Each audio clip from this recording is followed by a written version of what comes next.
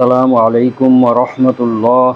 ইন্নাল হামদালিল্লাহ ওয়াসসালাতু ওয়াসসালামু আলা মুহাম্মাদিন ওয়া আলিহি ওয়া আসহাবিহি ওয়া মা ওয়ালা, আম্মা বা'দ। সম্মানিত দর্শক শ্রোতা, মুসলিম ভাই ও বোনেরা, মহাগ্রন্থ আল কোরআনের তাফসীর বর্ণনা অনুষ্ঠানের আজকে 133 নম্বর পর্ব শুরু করতে যাচ্ছি। আজকের পর্বে সূরা আল বাকারার 168 এবং 169 এই দুইটি আয়াত নিয়ে সংক্ষিপ্ত আলোচনা করা হবে ইনশাআল্লাহ। আসুন আমরা শুরু করি। আউযু বিল্লাহি মিনাশ শাইতানির রাজীম। বিসমিল্লাহির রহমানির রহিম। ইয়া আইয়ুহান নাসু কুলু মিম্মা ফিল আরদি হালালান তাইয়্যিবা ওয়ালা তাত্তাবিউ খুতুওয়াতিশ শাইতান ইন্নাহু লাকুম আদুউম মুবিন। ইন্নামা ইয়া'মুরুকুম বিস-সূই ওয়াল ফাহশা ওয়া আন তাকুলু আলাল্লাহি মা লা তা'লামুন। সাদাকাল্লাহুল আযীম। মহান আল্লাহ রাব্বুল আলামিন ইরশাদ করেন, ইয়া আইয়ুহান নাসু, হে মানব মণ্ডলী, কুলু মিম্মা ফিল আরদি হালালান তাইয়্যিবা, পৃথিবীর মধ্যে যা বৈধ এবং পবিত্র তা থেকে তোমরা ভক্ষণ করো। ওয়ালা তাত্তাবিউ খুতুওয়াতিশ শাইতান, আর শয়তানের পদাঙ্ক অনুসরণ করো না। ইন্নাহু লাকুম আদুউম মুবিন, নিশ্চয় সে তোমাদের প্রকাশ্য শত্রু। ইন্নামা ইয়া'মুরুকুম বিস-সূই ওয়াল ফাহশা, নিঃসন্দেহে সে তোমাদেরকে নিকৃষ্ট এবং অশ্লীল কাজের আদেশ দান করে। ওয়া আন তাকুলু আলাল্লাহি মা লা তা'লামুন, এবং আল্লাহর ব্যাপারে এমন কথা বলার তোমাদেরকে নির্দেশ দেয় যেই ব্যাপারে তোমরা কিছুই জানো না। এ হচ্ছে আয়াতের সরল বঙ্গানুবাদ। এই আয়াতগুলোতে হালাল জীবিকা ভক্ষণ করা এবং শয়তানের অনুসরণ না করার জন্য নির্দেশ প্রদান করা হয়েছে। আল্লাহ তাআলা যখন বলছেন যে পৃথিবীতে যা হালাল এবং পবিত্র তা থেকে ভক্ষণ করো, এর আরেকটা অর্থ হলো যে আমি রিজিকদাতা, আমি এই পৃথিবীতে তোমাদেরকে যা দিয়েছি তা থেকে ভক্ষণ করো। তিনি আরও বলেন, তোমরা আমার এই অনুগ্রহের কথা ভুলে যেও না। আমি তোমাদের জন্য উত্তম এবং পবিত্র জিনিসগুলোকে বৈধ করেছি, যা তোমাদের কাছে খুবই সুস্বাদু এবং তোমাদেরকে তৃপ্তি দান করে। ওই খাদ্য তোমাদের শরীর, স্বাস্থ্য এবং জ্ঞান বিবেকের কোনো ক্ষতি করে না। আমি তোমাদেরকে শয়তানের পদাঙ্ক অনুসরণ করতে নিষেধ করছি। এতে অনেকেই শয়তানের পদাঙ্ক অনুসরণ করার কারণে হালাল জিনিসকেও তারা হারাম করে দিয়েছে মানুষের জন্য। আর তোমরাও যদি শয়তানের পদাঙ্ক অনুসরণ করো, তোমাদের অবস্থাও তদ্রূপ হবে। তোমরা আল্লাহর হালাল জিনিসকে নিজেদের উপর হারাম করে বসে থাকবে। পবিত্র কোরআনের সূরা মাইদার 103 নম্বর আয়াতে আল্লাহ বলেন, মা জাআলাল্লাহু মিন বাহিরাতিন ওয়ালা সাইবাতিন ওয়ালা ওয়াসিলাতিন ওয়ালা হামিন ওয়ালাকিন্নাল্লাযীনা কাফারু ইফতারুনা আলাল্লাহিল কাযিব ওয়া আকসারুহুম লা ইয়াকিলুন। এখানে আল্লাহ তাআলা বলছেন যে মা জাআলাল্লাহু মিন বাহিরাতিন, বহিরা, সায়েবা, ওয়াসিলা এবং হাম, এই চারটি নামকরণকৃত পশুর মধ্যে আল্লাহ তাআলা কোনো কিছুই নির্ধারণ করেন নাই। ওয়ালাকিন্নাল্লাযীনা কাফারু ইফতারুনা আলাল্লাহিল কাযিবা, কিন্তু কাফেরগণ আল্লাহ তাআলার উপরে মিথ্যা রচনা করেছে, মিথ্যা আরোপ করেছে। ওয়া আকসারুহুম লা ইয়াকিলুন, তাদের অধিকাংশই জ্ঞান বুদ্ধিহীন, নির্বোধ। তাহলে এবারে আসুন বাহিরা, সায়ে বা ওয়াসিলা এবং হাম বলতে কি বোঝায়। যেই উটের দুধ শুধুমাত্র মূর্তিগুলোর জন্য নির্দিষ্ট করা হয়েছিল এবং অন্যদের পান করা নিষিদ্ধ ছিল, সেই উটকে বাহিরা বলা হয়। আল্লাহ তাআলা কিন্তু এই ধরনের কোনো বাহিরা নির্ধারণ করেন নাই। তারপরে সাইবা বলা হয় যেই উটনিকে দেবদেবীর নামে স্বাধীনভাবে চলাচলের জন্য ছেড়ে দেওয়া হতো এবং এর পিঠের উপর কোনো বোঝা বহন করা, একে দিয়ে কোনো কাজ করানো নিষেধ ছিল। এটাকে বলা হয় সায়েবা। এই ধরনের সায়েবাও আল্লাহ তাআলা নির্ধারণ করেন নাই। ওয়াসিলা, ওয়াসিলা বলা হয় ওই উটনি যে প্রথম ও দ্বিতীয় প্রসবকালে এই উটনি বাচ্চা প্রসব করত, তাকেও দেবদেবীর নামে ছেড়ে দেওয়া হতো। প্রত্যেকবার যদি উটনি বাচ্চা প্রসব করে প্রথম ও দ্বিতীয়বারে, তাহলে তাকে দেবদেবীর নামে ছেড়ে দেওয়া হতো, তাকে বলা হয় ওয়াসিলা। এই ধরনের ওসিলাও আল্লাহ তাআলা নির্ধারণ করেন নাই। ওয়ালা হামিন, হাম বলা হয় কোনো পুরুষ উট যদি নির্দিষ্ট সংখ্যক বংশধর উৎপাদন করে, অর্থাৎ ওই পুরুষ উটের দ্বারা যদি নির্দিষ্ট সংখ্যক বংশধর উৎপন্ন হয়, তাহলে এই তৎকালীন লোকেরা তাকে আর কোনো কাজে কর্মে ব্যবহার না করে ছেড়ে দিত। এটাকে বলা হয় হাম।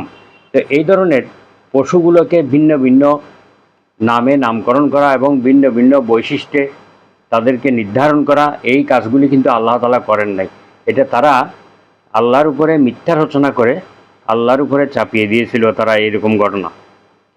অন্যান্য জাহেলিয়াতের কাজসমূহ পালন করার জন্য শয়তান তাদের কাছে অতি আকর্ষণীয় করে তুলে ধরত। বিভিন্ন অপকর্মগুলোকে শয়তান তাদের কাছে খুবই চাকচিক্যময় করে আকর্ষণীয় করে তুলে ধরত এবং তারাও আল্লাহর আদেশ অমান্য করে তা পালন করে ফেলত। ইমাম মুসলিম আইয়াদ ইবনে হিমার রাদিয়াল্লাহু আনহু থেকে বর্ণনা করেন, রাসূলুল্লাহ সাল্লাল্লাহু আলাইহি ওয়াসাল্লাম বলেন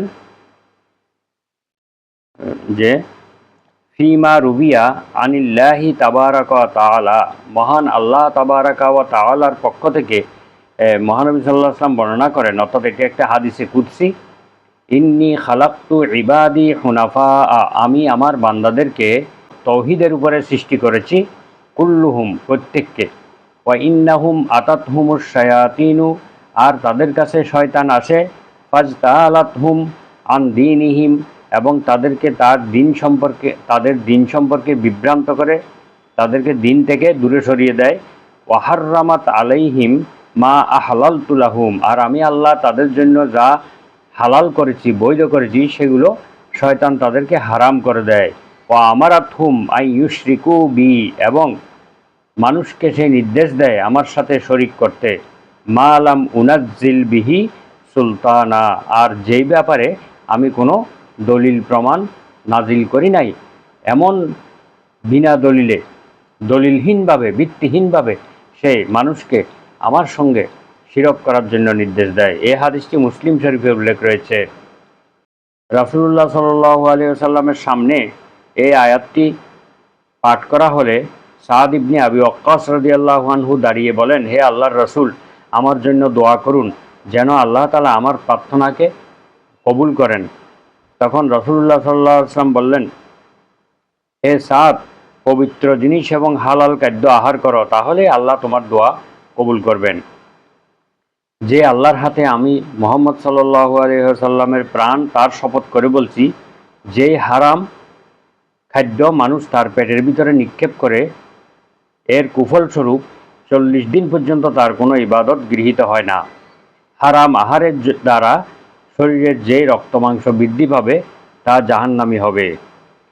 কাব ইবনে ওজরা রাদিয়াল্লাহু আনহুকে মহানবী সাল্লাল্লাহু আলাইহি ওয়াসাল্লাম একবার বলেন, ইয়া কাবু ইন্নাহু লা ইয়াদখুলুল জান্নাতা লাহমুন ওয়া দামুন নাবাতা আলা সুহতিন, হে কাব, নিশ্চয়ই ওই রক্ত এবং মাংস জান্নাতে প্রবেশ করবে না যা গঠিত হয়েছে হারাম খাদ্যের দ্বারা, হারাম বস্তু দ্বারা, আর নারু আউলা বিহি, জাহান্নামী এই রক্ত মাংসের জন্য উপযুক্ত। এই হাদিসটি তিরমিজি শরীফে উল্লেখ রয়েছে। মহান আল্লাহ তাআলা পবিত্র কোরআনে ইরশাদ করেন, ইন্নাশ শায়াতিনা লাকুম আদুউন ফাত্তাখিজুহু আদুওয়া, নিশ্চয় শয়তানেরা তোমাদের প্রকাশ্য শত্রু, তোমরা তাদেরকে শত্রু হিসেবে গ্রহণ করো। ইন্নামা ইয়াদউ হিজবাহু লিয়াকুনু মিন আসহাবিস সাঈর, নিশ্চয় সে তার দলবলকে নির্দেশ করে এমন কাজের যাতে তারা জাহান্নামের আগুনের অধিবাসী হয়। জাহান্নামের আগুনের অধিবাসী হওয়ার জন্য সেই তাদের সকলকে এমন কাজের নির্দেশ করে। সূরা ফাতির আয়াত নম্বর 6। আল্লাহ তাআলা আরও বলেন পবিত্র কোরআনের সূরা কাহাফের 50 নম্বর আয়াতে, আল্লাহ বলেন, আফাতাত্তাখিজুনাহু ওয়া যুররিয়াতাহু আউলিয়া মিন দুনি, তোমরা কি আমাকে বাদ দিয়ে শয়তান এবং শয়তানের বংশধরদেরকে বন্ধু হিসেবে গ্রহণ করেছ, অভিভাবক হিসেবে গ্রহণ করেছ। অহুম লাকুম আদুবুন, অথচ শয়তানেরা তোমাদের প্রকাশ্য শত্রু।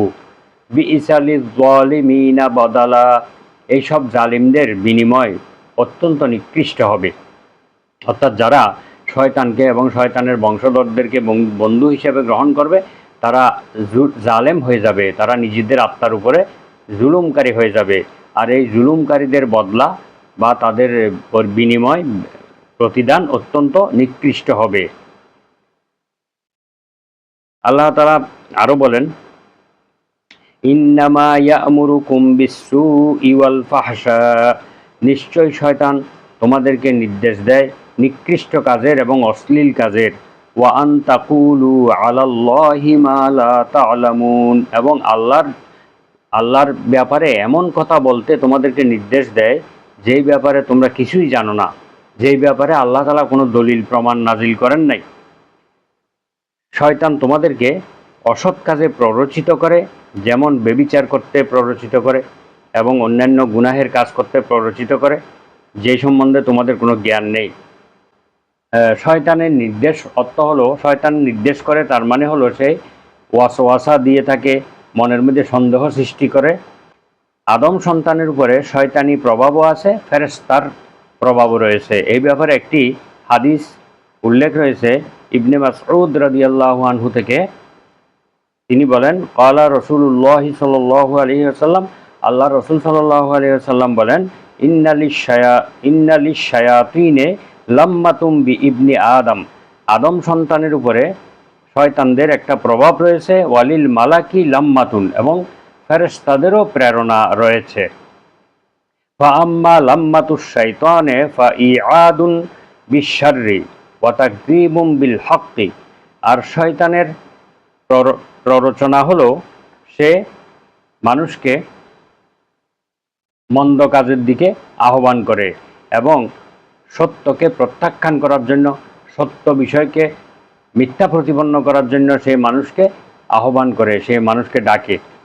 ওয়া আম্মা লাম্মাতুল মালাকি, আর ফেরেশতার প্রেরণা হলো মানুষের উপরে ফা ইআদুন বিল খাইরি ওয়া তাসদীকুম বিল হক, কল্যাণমূলক কাজের দিকে মানুষকে প্রেরণা দেওয়া এবং সত্যকে, মহাসত্যকে সত্যায়িত করা বা বিশ্বাস করার জন্য প্রেরণা দেয়া। ফামান ওয়াজাদা যালিকা ফালিয়ালাম ইন্নাহু মিনাল্লাহ, আর যে ব্যক্তি তার মনের মধ্যে এরকম কল্যাণমূলক কাজের প্রেরণা পায় এবং মহাসত্যকে বিশ্বাস করার মতো সেরকম প্রেরণা পায়, তাহলে সে যেন জেনে রাখে এটা আল্লাহর পক্ষ থেকে হয়েছে। ফালিয়াহমাদিল্লাহ, সে যেন আল্লাহর প্রশংসা করে, আল্লাহর হামদ সানা করে। ওমান ওয়াজাদাল উখরা, আর যে ব্যক্তি শয়তানের পক্ষ থেকে উল্লেখিত প্রেরণা পায়, ফালইয়াতাআওয়াজ বিল্লাহি মিনাশ শাইতানির রাজিম, সেই যেন বিতাড়িত শয়তান থেকে আল্লাহর কাছে আশ্রয় প্রার্থনা করে। অর্থাৎ মানুষের মনের মধ্যে যখন কোনো সৎ কাজের প্রেরণা আসে তাহলে সেটা আল্লাহর পক্ষ থেকে আসে, এই জন্য মানুষের প্রশংসা করা উচিত। আর যখন কোনো অসৎ কাজের প্রেরণা আসে তখন সেটি শয়তানের পক্ষ থেকে, এবং শয়তান যখন মানুষকে ওয়াসওয়াসা দেয় এবং তার মনের মধ্যে যখন মন্দ কাজের জন্য সেই যখন প্রেরণা দিয়ে থাকে, তখন মানুষ ওই মন্দ কাজটির কি কি কল্যাণ হবে, মন্দ কাজের দ্বারা কি কি তার কল্যাণ হবে, কি কি লাভ হবে, সেগুলো হিসাব নিকাশ করতে থাকে এবং সত্যকে কিভাবে মিথ্যা প্রতিপন্ন করা যায়, সত্যের বিরোধিতা করা যায়, সেই ব্যাপারে তারা চিন্তাভাবনা, পরিকল্পনা এবং কার্যক্রম গ্রহণ করে থাকে। এটি স্পষ্টভাবে শয়তানের প্রেরণার মাধ্যমে হয়ে থাকে। আর যারা ভালো কাজের প্রেরণা পায়, মনের মধ্যে সত্যকে বিশ্বাস করার প্রেরণা পায়, তারা নিঃসন্দেহে আল্লাহর পক্ষ থেকে এই প্রেরণা পেয়ে থাকে এবং তারা তখন কল্যাণের পথে চলতে থাকে এবং জান্নাতের পথে অগ্রসর হতে থাকে। এই ব্যাপারে আল্লাহ তাআলা পবিত্র কোরআনের সূরা বাকারার 268 নম্বর আয়াতে বলেন, আশ-শাইতানু ইয়াইদুকুমুল ফাকরা ওয়া ইয়া'মুরুকুম বিল ফাহশা, শয়তান তোমাদেরকে দারিদ্রতার ভয় দেখায়, তোমরা যদি দান সদাকা করো, আল্লাহর পথে ব্যয় করো, তাহলে তোমরা দরিদ্র হয়ে যাবে, এই ভয় দেখায়। এই জন্য দান করতে সে নিষেধ করে। ওয়ায়ামুরুকুম বিল ফাহশা, এবং তোমাদেরকে অশ্লীল কাজের নির্দেশ দেয়। আল্লাহু ইয়াইদুকুম মাগফিরাতাম মিনহু ওয়া ফাদলা, আর আল্লাহ তোমাদেরকে ওয়াদা করে ক্ষমার এবং অনুগ্রহের। আল্লাহ তোমাদেরকে ক্ষমা করার এবং তোমাদের উপর অনুগ্রহ করার ওয়াদা দেয়। আর শয়তান তোমাদেরকে দরিদ্র হয়ে যাওয়ার ভয় দেখায় এবং তোমাদেরকে ফাহশা কাজের, অর্থাৎ অশ্লীল, ব্যভিচার ইত্যাদি কাজের জন্য সেই নির্দেশ দেয়। এখানে সু দ্বারা এমন কর্ম বোঝানো হয়েছে, এমন কতগুলো কাজ যা দেখলে রুচি জ্ঞান সম্পন্ন যে কোনো বিবেকবান মানুষ দুঃখবোধ করে, কষ্ট পায়, ঘৃণা করে, এমন কাজকে সু বলা হয়। আর ফাহশা হলো অশ্লীল এবং নির্লজ্জ কাজ, অর্থাৎ যেই কাজগুলি মানুষকে ব্যভিচারের দিকে প্ররোচিত করে, এমন কাজগুলোকে অশ্লীল কাজ বলা হয়, ফাহশা বলা হয়। সূরা আনআমের 100 নম্বর আয়াতে আল্লাহ তাআলা বলেন, ওয়াজআলু লিল্লাহি শুরাকা আল জিন্না ওয়া খালাকাহুম ওয়া খারাকু লাহু বানিনা ওয়া বানাতিন বিগাইরি ইলমিন সুবহানাহু ওয়া তাআলা আম্মা ইয়াসিফুন। 169 নম্বর আয়াতে যে কথাটি বলা হয়েছে যে তারা, শয়তান মানুষকে নিকৃষ্ট কাজ এবং অশ্লীল কাজের নির্দেশ দেওয়ার পাশাপাশি আল্লাহর ব্যাপারে এমন কথা বলার নির্দেশ দেয় মানুষকে, যেই ব্যাপারে মানুষ কিছুই জানে না। সেই কথাগুলোর পবিত্র কোরআনের বিভিন্ন জায়গায় এসেছে। আমরা দুই একটি আয়াত নিয়ে আলোচনা করব। যেমন লোকেরা জিনদেরকে আল্লাহর সঙ্গে শরিকদার বানায়। ওয়া খালাকাহুম, অথচ জিনদেরকে আল্লাহ সৃষ্টি করেছেন। আল্লাহ যাদেরকে সৃষ্টি করেছেন তারা কিভাবে আল্লাহর শরিকদার হয়। ওয়া খারাকু লাহু বানিনা ওয়া বানাতিন বিগাইরি ইলমিন, তারা অজ্ঞতাবশত আল্লাহর সন্তান সন্ততি আরোপ করে, আল্লাহর পুত্র কন্যা ইত্যাদি তারা আরোপ করে, আল্লাহ তাআলার পুত্র কন্যা আছে বলে সাব্যস্ত করে। সুবহানাহু ওয়া তাআলা আম্মা ইয়াসিফুন, আল্লাহ তাআলা মহাপবিত্র এবং তিনি মহিয়ান গরিয়ান, তারা যা কিছু বর্ণনা করে তার থেকে। মানুষেরা যা কিছু বলে আল্লাহ সম্পর্কে, তার থেকে আল্লাহ বহু ঊর্ধ্বে, বহু পবিত্র। সূরা ইউনূসের 59 নম্বর আয়াতে আল্লাহ তাআলা আরো বলেন, কুল আরাআইতুম মা আনজালাল্লাহু লাকুম মির রিজকিন ফাজআলতুম মিনহু হারামান ওয়া হালালা। আল্লাহ তাআলার নামে মিথ্যা কথা বলার আরেকটি উদাহরণ হলো, আল্লাহ বলেন, হে রাসূল, আপনি তাদেরকে বলে দিন, তোমরা কি লক্ষ্য করেছ আল্লাহ তাআলা তোমাদের জন্য যে রিজিক অবতীর্ণ করেছেন, ফাজআলতুম মিনহু হারামান ওয়া হালালা, আর তোমরা এই রিজিকগুলোর মধ্যে কিছু কিছু বিষয়কে হারাম করতেছ আর কিছু কিছু বিষয়কে বৈধ বলে তোমরা ঘোষণা করতেছ। কুল আল্লাহু আযিনা লাকুম, আপনি বলে দিন, আল্লাহ কি তোমাদেরকে এই নির্দেশ দিয়েছেন এগুলো করার জন্য?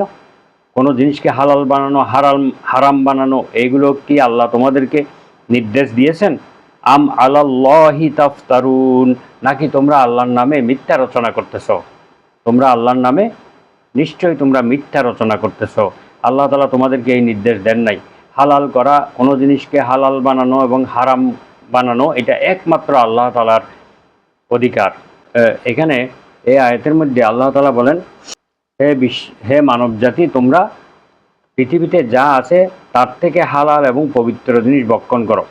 এখানে এই আয়াত দ্বারা বোঝা যায় যে পৃথিবীতে যা কিছু আছে তার মধ্যে সব কিছুই হালাল নয়, এবং যেগুলো আল্লাহ হালাল করেছেন সেখান থেকেই ভক্ষণ করতে হবে। এবং তয়্যিবান, হালাল বলার পরে আবার তয়্যিবান বলার তাৎপর্য হলো হালাল এবং পবিত্র। জিনিসটি হালাল হতে হবে এবং পবিত্র হতে হবে, অপবিত্র হলে হবে না। কিভাবে? যেমন অনেক লোকেরা মনে করে যে আমি কোনো প্রাণীকে হালালভাবে জবাই করে ভক্ষণ করা হালাল, কিন্তু এই প্রাণীটা কোন ধরনের অর্থ দ্বারা ক্রয় করা হয়েছে বা সংগ্রহ করা হয়েছে এটা দেখতে হবে। যদি এটা হারাম টাকা দিয়ে, হারাম অর্থ দিয়ে এটা ক্রয় করা হয়ে থাকে, তাহলে কিন্তু সেটা তয়্যিবান হলো না, পবিত্র হলো না। জবাই করা হালাল হতে পারে, খাওয়া হালাল হতে পারে, কিন্তু এটা তয়্যিবান হলো না। এই জন্য আল্লাহ তাআলা হালালান তয়্যিবান এখানে শর্ত জুড়ে দিয়েছেন, অর্থাৎ হালাল এবং পবিত্র হতে হবে। আর অপবিত্র জিনিস খাওয়া যাবে না, এবং যেটা হালাল হলেও সেটা যেন পবিত্র হয়, বৈধভাবে সংগ্রহ করা হয়, বৈধ অর্থের দ্বারা ক্রয় করা হয়। আমরা সাধারণত দেখা যায় যে হালালভাবে জবাই করার ব্যাপারে কোনো প্রাণী ক্রয় করার ক্ষেত্রে হালালভাবে জবাই করার ব্যাপারে খুব গুরুত্ব দিয়ে থাকি। কিন্তু আমি যেই অর্থ দ্বারা এই প্রাণীটাকে, এই খাবারটাকে ক্রয় করতেছি, সেই অর্থগুলো কতটুকু হালাল আছে সেই ব্যাপারে আমাদের কোনো চিন্তাভাবনা নেই, সেই ব্যাপারে আমাদের কোনো উদ্বেগ নেই, কোনো ধরনের অনুশোচনা নেই। শুধু আমরা জবাই করার সময় বিসমিল্লাহ বলা হয়েছে কিনা এই ব্যাপারে আমরা খুব সতর্ক থাকি। কিন্তু সেই অর্থগুলো কোথা থেকে আমরা উপার্জন করলাম সেই ব্যাপারে আমাদের কোনো উদ্বেগ উৎকণ্ঠা বলতে কিছুই নেই, কোনো ধরনের অনুশোচনা নেই। যেমন মানুষ প্রতারণার মাধ্যমে অর্থ উপার্জন করে, ভেজাল দিয়ে অর্থ উপার্জন করে, বিভিন্ন ধরনের অবৈধ দখলের মাধ্যমে বিভিন্ন মানুষের টাকা পয়সা মেরে দিয়ে সেই টাকাকে নিজের জন্য বিভিন্ন দ্রব্য সামগ্রী, খাদ্যদ্রব্য ক্রয় করে, এগুলি নিঃসন্দেহে হারাম। কারণ এটা তৈয়বান হলো না। যতই হালাল জিনিস হালাল করে ভক্ষণ করুক না কেন, কিন্তু অর্থটা যদি বৈধ না হয় তাহলে কিন্তু এটা তৈয়বান হলো না, এটা আর হালাল থাকলো না। এই জন্য হালাল হতে হবে এবং পবিত্র হতে হবে, এইটা এখানে শর্ত করা হয়েছে। মহান আল্লাহ তাআলা আমাদেরকে এই আয়াত অনুযায়ী আমল করার তৌফিক দান করুন। সুবহানাকা আল্লাহুম্মা ওয়া বিহামদিকা আশহাদু আল্লা ইলাহা ইল্লা আনতা আস্তাগফিরুকা ওয়া আতুবু ইলাইক। আসসালামু আলাইকুম ওয়া রাহমাতুল্লাহ।